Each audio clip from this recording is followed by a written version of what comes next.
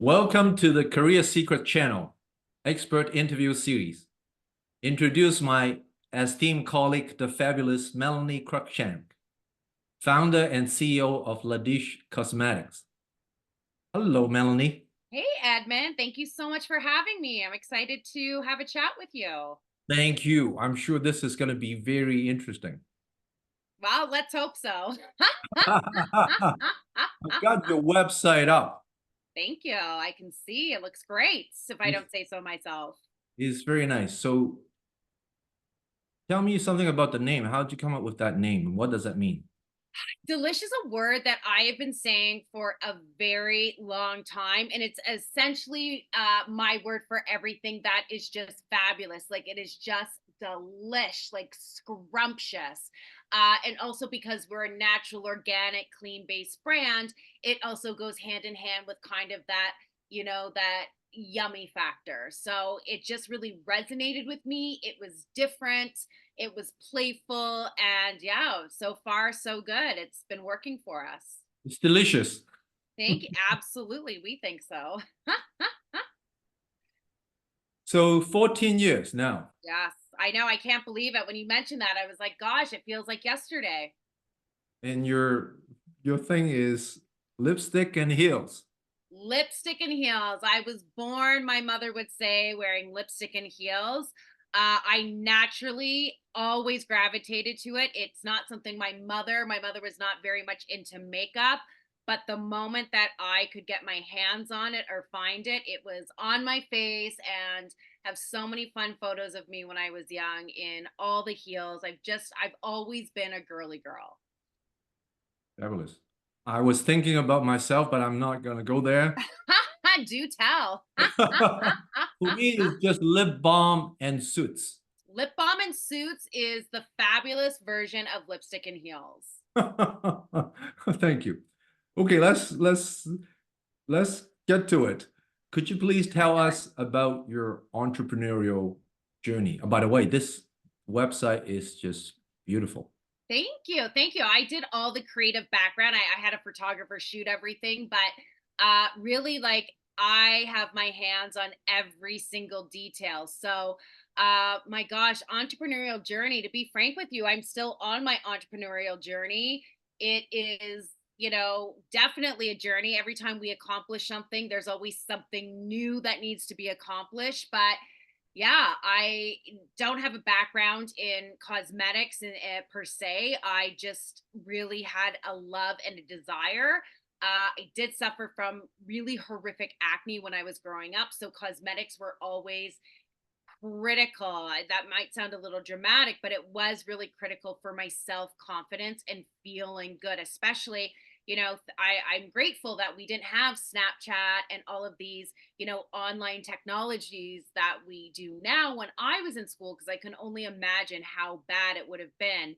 So, makeup was really my savior and was always a lifeline. It's always been such an important part of my life. And when I had an opportunity to go back to school to learn about chemistry and plant based chemistry, I jumped at the opportunity and did that for the next few years while still working full time just to explore that passion. Always loved baking and cooking. My mom was British and was a baker, so it was something I was very comfortable with. And when it comes to formulations, they're very precise. I like things that are precise. I like routines. I like having a plan and formulations, and I love color. I love feeling good. So everything really resonated with me, and nobody was doing clean beauty and nobody was doing essentials. We're an essential line. We don't have a massive range of products. Most cosmetic companies have SKUs of over up to 1,000 different products. We're very lean at 40 because we do your everyday essentials, your basics. So it really not only sets us apart, but it also takes out a lot of what do I get? What shades do I purchase? So on and so forth. I like classics. I like they have that saying, the perfect black dress. Well, I have the perfect mascara, the perfect lip gloss for every occasion, so on and so forth. Really, just those things that you can grab and go, depend on, that are always going to work for you, but most importantly, are healthy, especially this day and age. The way We are seeing ailments and challenges with health, especially now in 2024. It is gluten free, all different kinds of allergies, so on and so forth.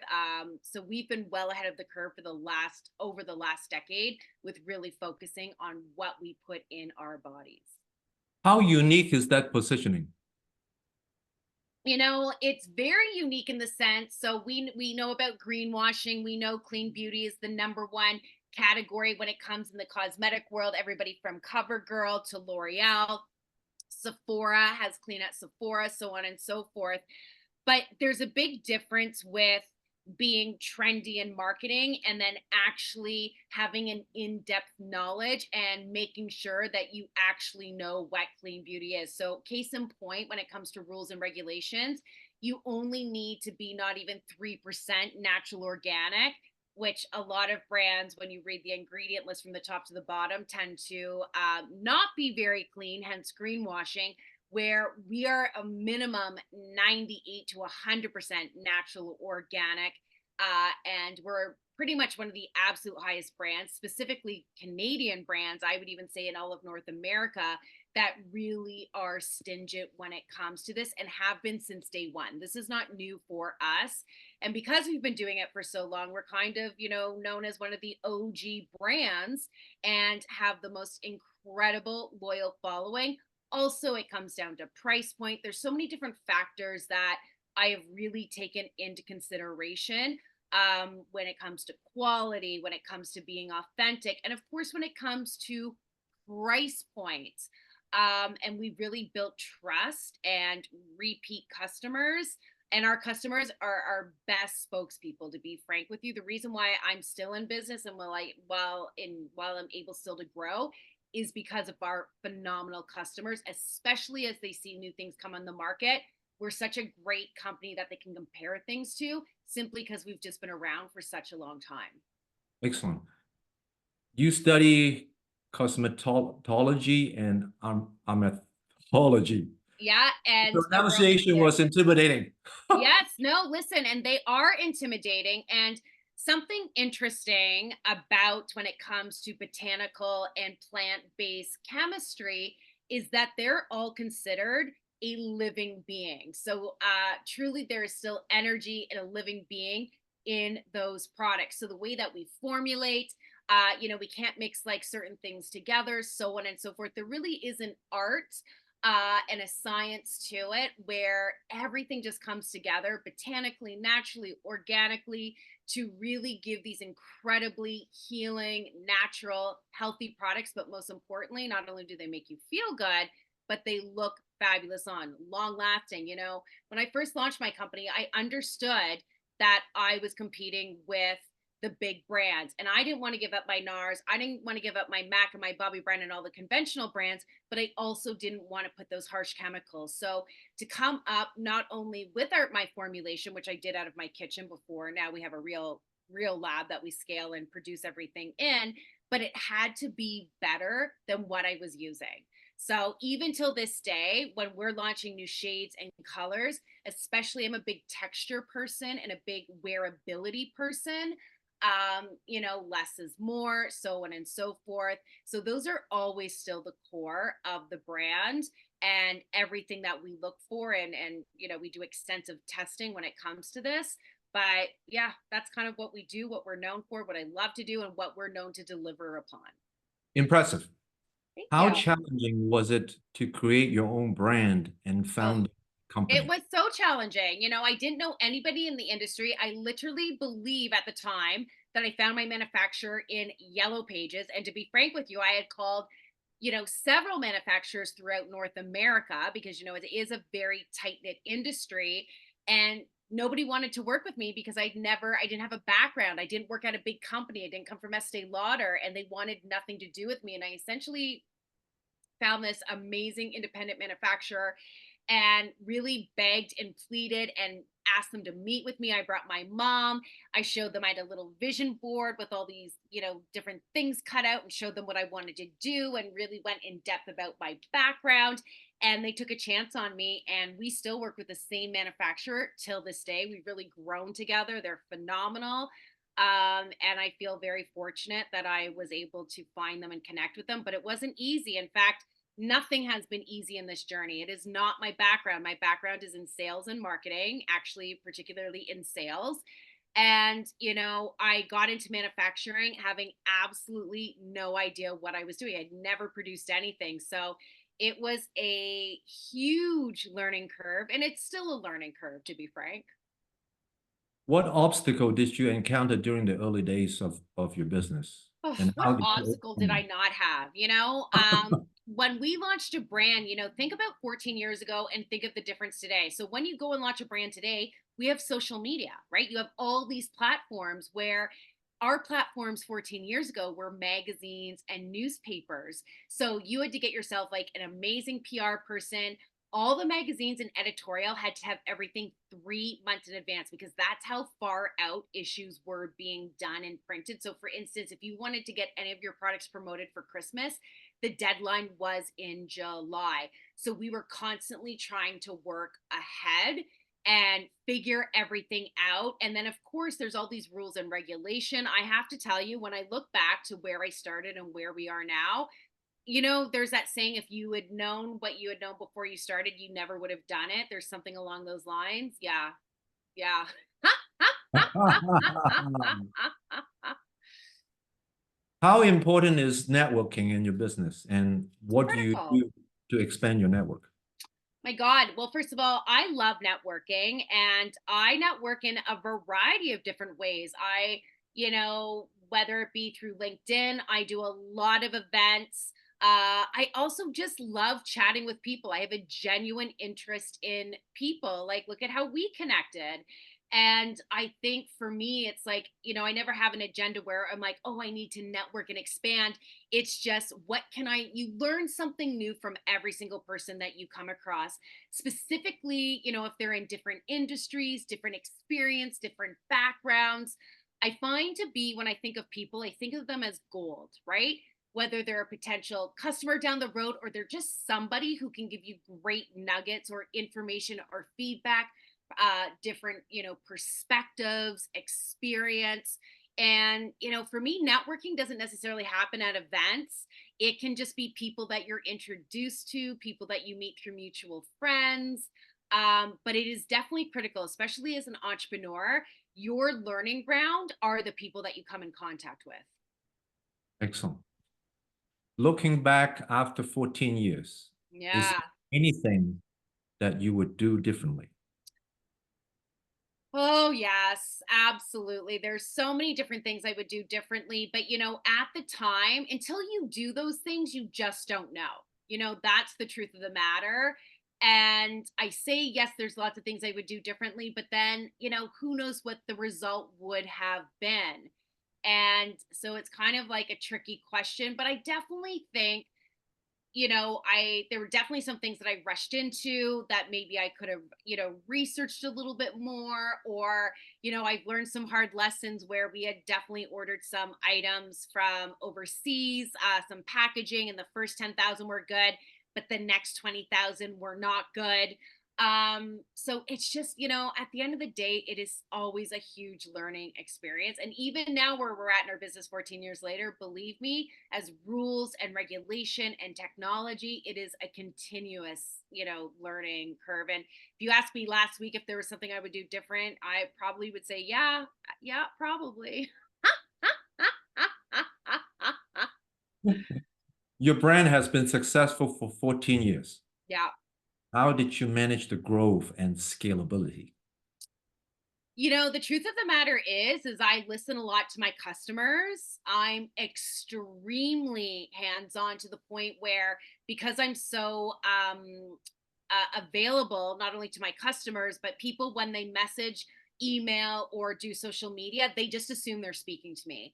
I have made, there's a person with this brand, and yes, it's its own brand, so on and so forth, but there is that kind of, relatability. And also, I do a lot of community involvement. I'm very involved when it comes to a variety of like cancer charities, food banks, so on and so forth with the community.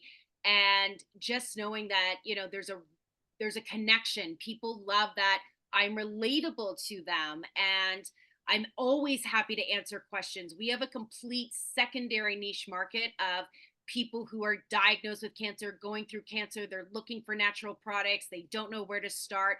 Quite often, we're a resource center for so many different people. So, just being a real person, getting back to your customers. I know, and you know this, if there's anything that's ever gone wrong, we respond immediately. In fact, even if you go through some of our reviews, even if something's happened with a customer, the one thing they always say in the reviews is that at least with the customer service, it was excellent. And, as a small company, you have to be on top and communicate with your customers and never blow them off. Never, ever do we blow them off. So I definitely think that's just one of our strengths, and just having a real human touch. We're not overly, we don't Photoshop. I don't, my videos and so on aren't like overly edited. I'm a real person. This is what I look like. This is life. I've definitely shared personal experiences, especially when it comes to loss. I mentioned to you, I lost my mom 7 years ago with cancer. So, people, it's very relatable. And I think that's definitely, what makes me stand apart from a lot of these other major brands is just people want to invest in people that they know they have a connection with. That's very true because that's my impression just Thank you. chatting with you. I love that. Well, that's good. And I never wanted a business where nobody knew who I was, and not because I wanted to be popular, but because I wanted to connect. The truth of the matter is I want to empower people to feel their best. And the way that you do that is by connecting with them and answering their questions and helping people. And you and I both know that when we help somebody or we answer a question or we solve a problem, those are feelings that you just can't, you can't, make those up. Like, they're really incredible feelings, and I'm privileged to be able to do this with people. You are truly the what you see is what you get person. Oh, I appreciate that. Thank you. Thank you. What are the top three pieces of advice you would give to young entrepreneurs who want to start a new business? Ooh, number one is always do your research. Research, research, research. The second one is cliche, but trust your gut. And the third one is this is something that I still struggle with today, but I tell you, ask for help. Ask for help. I am a very strong, independent person, and I always feel like I can figure everything out on my own. But the truth of the matter is, true growth doesn't come from one person. You need people to help you, and people are willing to help you. Ask the right people. Getting a phenomenal accountant. I love my accountant. I have the best accountant. Like, anytime I need financial or looking or so on and so forth, my accountant.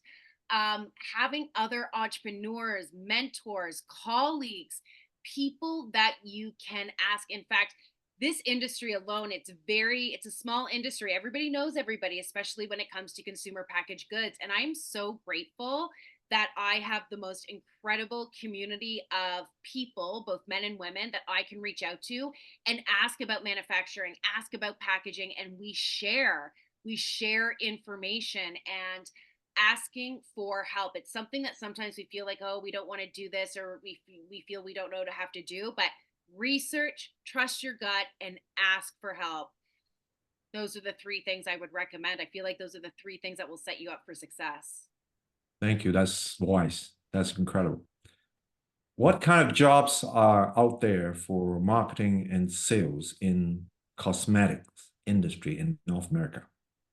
So many, believe it or not, there are so many, especially with like the bigger companies, definitely the smaller companies. We're not hiring right this second, but we definitely do go through times where we expand and grow, and a lot of small companies do. But when you think about Canada, even in North America, not only do we have some of the best and most incredible brands here, but we also have a lot of manufacturing here. Canada itself is known as one of the top manufacturers.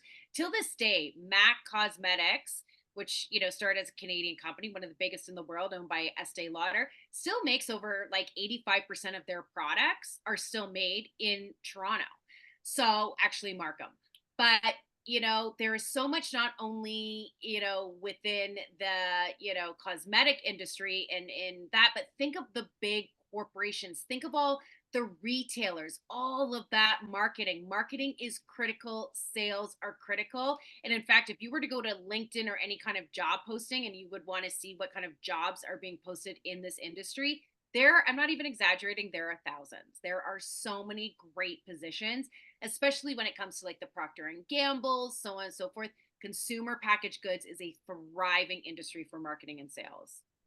Okay, so what kind of keywords would they be looking for from So us? brand managers would definitely be one. Brand managers, sales managers, regional sales managers. So when you're thinking, and I refer to it a lot as CPG, consumer packaged goods, because that's where beauty and so on, but also with the bigger corporations, like for instance, you can have like a Procter and Gamble that will have like a variety of skincare, makeup, so on and so forth. And that's all based on the brand. And that brand will have a regional manager, they'll have a national brand manager, and then within those managers they will also then have teams. So they'll have like a junior marketing manager, they'll have like a sales rep. So those kind of obvious keywords, but definitely when we're thinking about when it comes to cosmetics and consumer packaged goods, brand managers is a big one. The sales and marketing, consumer packaged goods are the most searchable. But my advice to you, or advice to anyone who's looking for a job, is to be specific. Where do you actually want to work? Do your research. If you want to work at Estee Lauder Canada is always hiring. Same with Clarins, same with a lot of those major companies. Elizabeth Arden, do your research. Do your research. Category manager is another one. But they all are typically hiring. Do your research. Where do you want to work, and research the positions and see what skills you can bring to the table and that you qualify for. Excellent. And then here's a question. I may be repeating myself, but That's okay. what are the best way to get a job in the cosmetic industry other than LinkedIn, other than those things that you Listen, I'm old fashioned. I've never applied for a job ever online in my life. I call people. HR's sole purpose is human resources. You are never putting out an HR person to call and connect. In fact, if I could give anyone advice, go through HR, make them your BFF. Why? Because they know who every single person is in the company. Once you're on their radar, if a position calls up, they will notify you. Also, let's say, you're not quite sure in the company, you're really interested in working at Estee Lauder, you notice a couple positions are there, which would be the best person to reach out to? Ask the HR manager. In fact, get to know the HR manager. Ask if you can have like a video call. Make sure that you have some kind of contact with the HR manager, because they're the gatekeeper. Believe you me, and they're the most appropriate person to reach out to. Because, like I said, there's one thing when you reach out to brand managers and so on and so forth. The first thing they're going to tell you is you need to go through HR. They will vet you, they will pass you along. Go through HR, find the gatekeeper, make them your BFF, and they will do you right. They are the ones who are controlling the flow of information and submitting different applications and resumes to all these different brand managers. So that is my number one advice for sure to do. And then let's say you do connect with the brand manager, and and you send them an email, offer to meet, ask them if they have 15 minutes to meet you. I think we've lost this art of connecting with people. And something that I've noticed a lot is, for instance, somebody will say to me, it's like, I submitted all these resumes and nobody got back to me. And I was like, yeah, that's obvious. Like, did you call them? Did you email them? Did you like do anything? Did you leave a voice message? Like, what have you done additionally from just putting in your resume? It's a competitive market. This day and age, you and I know, if you're just sending out your resume, how are you supposed to compete with the other 50 to 500 resumes that came in their inbox? Put yourself out there, be visual, have a conversation. People hire people they like. I just think that I introduced you properly. Fabulous. Fabulous. I love it. See, fabulous, just delish. But yeah, you've got to, how else do you stand up from the crowd, right? And I want to connect with people. I want to make sure that I'm like up front, top and center. So when people, like I said, I don't know, when people say I put out all these resumes, and I'm like, and what else did you do? Did you call? That's Did very you? true because at one point I was talking to a couple of headhunters and I've been in sales. And the conversation went on for a little while about people calling them. If they don't call, Yeah. they don't even look at those for sales roles. Yes. As simple as that. Yes. How do you expect to, like, sell yourself if you can't even pick up the phone? You know what I mean? It's like, you have to take action. I always say this, it's one of my favorite things to tell people. It's like, you can have the best plan in the world, but it's truly a dream unless you take action, right? Everything that we want to do, you must put action behind it. Simply sending a resume is not action. That is step number one. Excellent.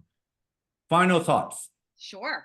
Entrepreneurs, people looking for a great position in sales and marketing, cosmetic or CPG related, what Yep. would be your best advice for them?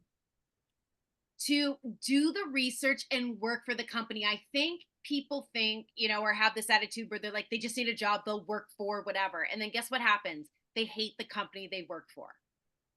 Search out your top 3 companies that you legitimately want to work for, right? 3 top companies, research them, put a watch on them. And it doesn't have to be on LinkedIn. A lot of these companies, when they're hiring, literally will send you emails that they're hiring, right?